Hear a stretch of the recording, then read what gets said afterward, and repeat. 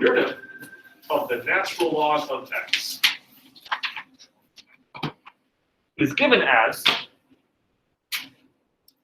1 over x. The derivative of natural log x is given as 1 over x. We proved that and used that in first semester when we were doing derivatives of log functions and exponential functions. If I know the derivative, can't I just reverse it and find the antiderivative? If it works one way, shouldn't it work the other way? So if the derivative of ln x is 1 over x, what's the antiderivative of 1 over x dx? What we were trying to prove a minute ago. ln x. Now be careful because natural logs are defined for only positive functions. I can't take logs of negative numbers. So we write the ln of the absolute value of x to ensure that the natural log always has a part of its domain to evaluate. The natural log of the absolute value of x plus c. We can't use power rule to anti-differentiate 1 over x. So we refer back to something from first semester. We define the derivative of ln x, the natural log of x, to be 1 over x. So by definition of antiderivative, I just reverse that. The antiderivative of 1 over x dx is given by ln of x plus c. Well, since we're talking about u substitutions in composite functions,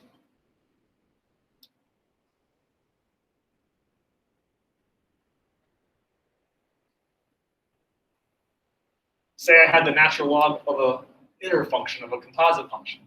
The derivative of ln u is 1 over u du.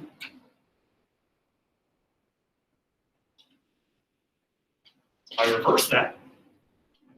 What's the antiderivative of 1 over u du? What is the antiderivative of 1 over u du?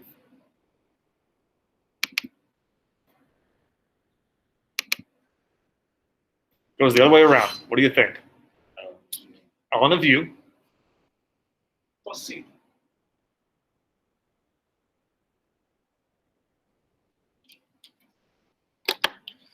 All right, tell you what, I do not think that this is on.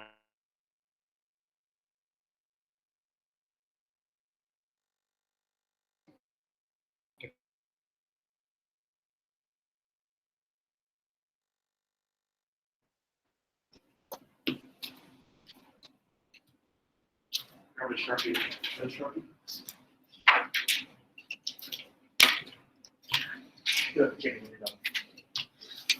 Somewhere off to the margin here, or on the side, somewhere off to the margin or on the side here on the bottom half. Let's write this down. Do the one in terms of u in case you have an inner function and need a u substitution. The antiderivative of 1 over u du is the natural log of absolute value.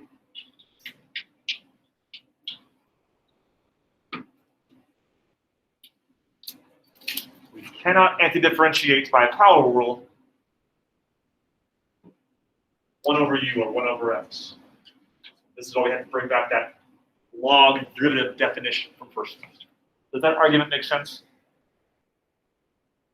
Kind of see the thought process there? Awesome.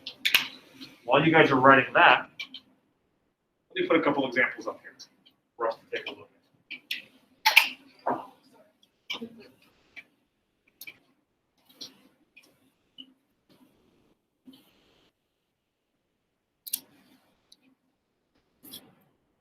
Everybody online here, does that make sense okay? Yeah, it's good. Yep.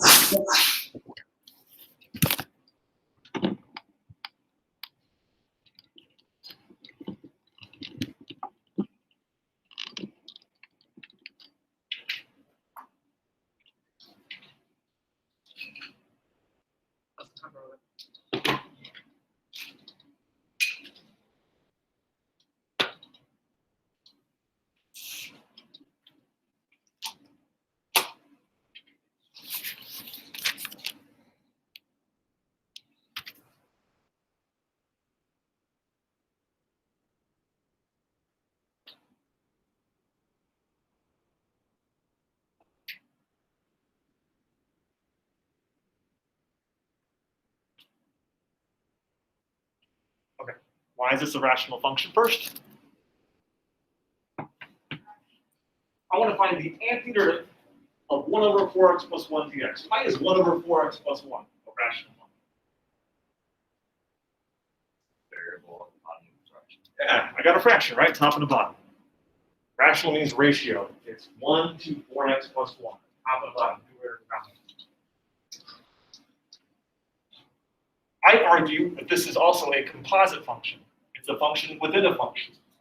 This will require a u substitution. What would be the inner function for this rational function as a whole? 4x plus 1. Get used to this. U is almost always, like 99% of the time, very few cases where it's not, U is almost always the bottom. Because wouldn't it fit what we defined here to have U on the bottom, and I could evaluate using this log definition? U equals 4x plus 1. If I define U to be 4x plus 1, we are legally bound to determine, legally obligated to find du. Just like we've been doing, we got to do U substitution by writing this in terms of U and d. Let me slide this here for you guys. I'm sorry. What's the derivative of 4x plus 1? 4 dx. I need 1 dx. A different marker here. I know that 4x plus 1 is going to be u. What would 1 dx be if 4 dx equals du? What would dx be equal to if we solve for dx? Order.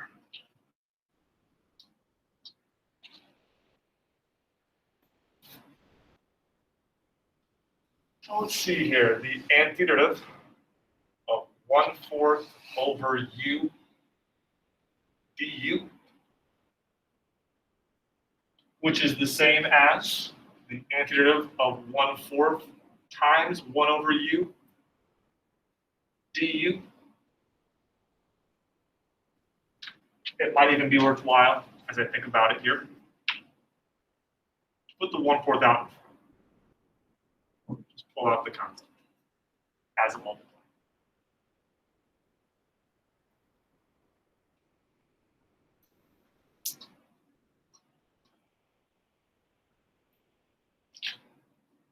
What's the antiderivative of 1 over u du?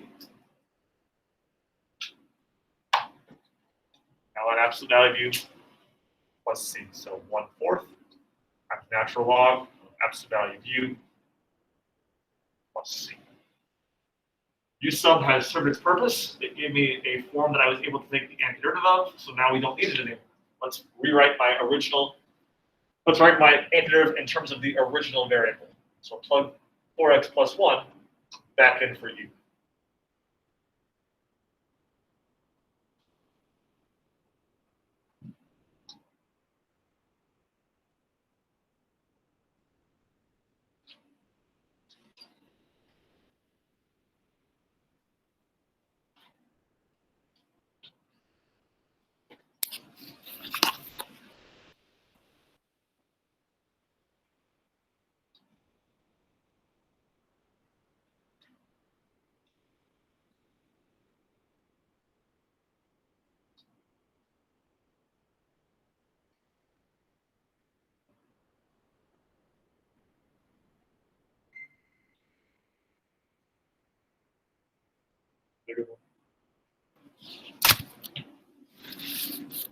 For some more rational functions.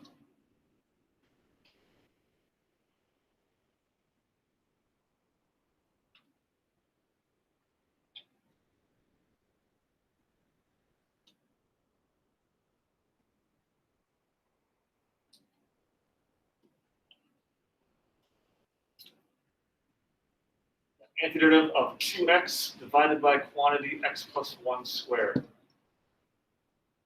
A rational function, but it's also a composite. What would the inner function be? Take a check. Okay. Let's let u be x plus 1. I know what u is. We're required to find du, legally required to find du. What's the derivative of x plus 1? 1 dx. So again, for dx, I can replace it with du.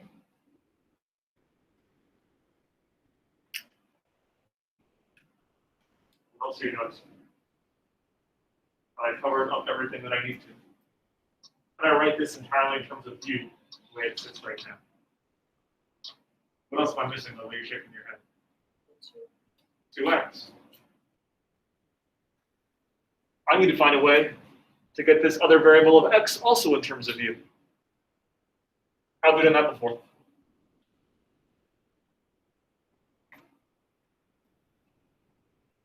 If u equals x plus 1, what's x equal to? Minus 1.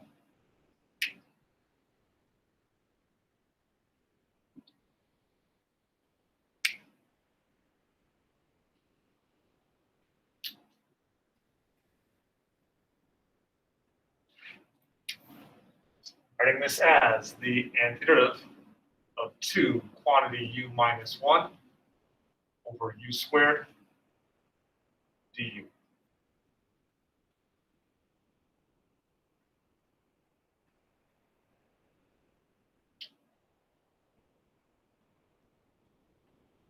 Let's see if we can't break this apart. The antiderivative of 2u over u squared minus 2 over u squared du.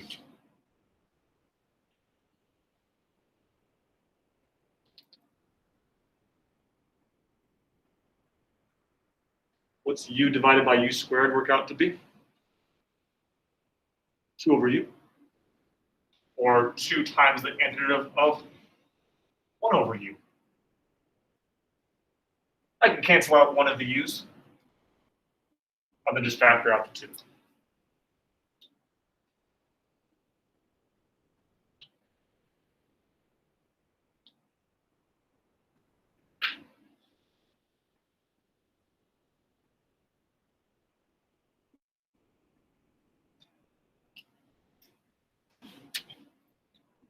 Here.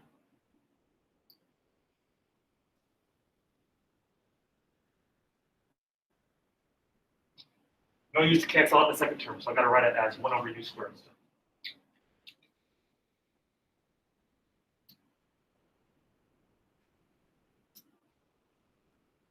Look at these 2 antiderivatives we have to do. Which one's going to be an ln antiderivative? Which one's going to be a natural log antiderivative? Well, I need a natural log for this one, the 1 over u squared antiderivative. Because it's a u squared, not 1 over u, as is in the first one. Antiderivative of 1 over u is 2 natural log absolute value of u. Okay. 1 over u squared is u to the negative second. And I can actually take the antiderivative of that using power rule. Because what happens when I take the antiderivative of u to the negative second and add 1 to the exponent? It's negative first, right? It doesn't turn into that 0 we messed up with on this first one. So minus 2 times u to the negative first. I want to make positive u to the negative second. I have negative u to the negative second if I take an antiderivative of this. So let's put another negative out.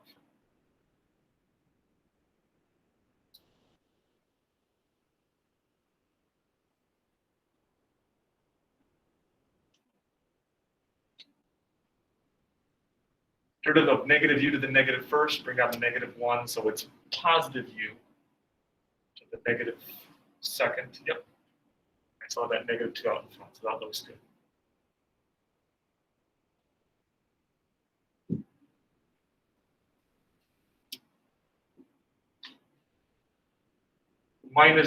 minus 2 times a negative 1 would be positive 2 times 1 over u plus c. And then lastly, let's just plug in u for x. Plug x back in for u. So 2 ln of x plus 1 plus 2 times 1 over u, or 2 over x plus 1 plus c.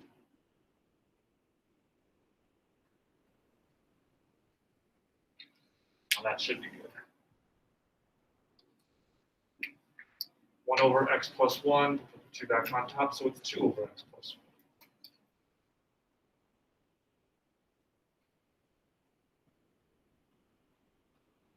1. One property of logs is the power rule. This extra 2, if I bring back up to the log, it becomes the power. That would be the same thing as ln of quantity x plus 1 squared. 2 ln of x plus 1 using power rule of logarithms can also be the natural log of x plus 1 quantity squared. When I square something, what's true of the sign? I square something, multiply it by itself. What's true of the sign of that? Is it positive or negative? Is it always positive? So is it redundant to also write the absolute value here? Because if I bring up this extra 2 as a constant out in front, it becomes the second power. Is it redundant to write it as x plus 1, the absolute value of x plus 1 quantity squared? So sometimes you might see it with this 2 carried up to the power so that they can get rid of the absolute value notation.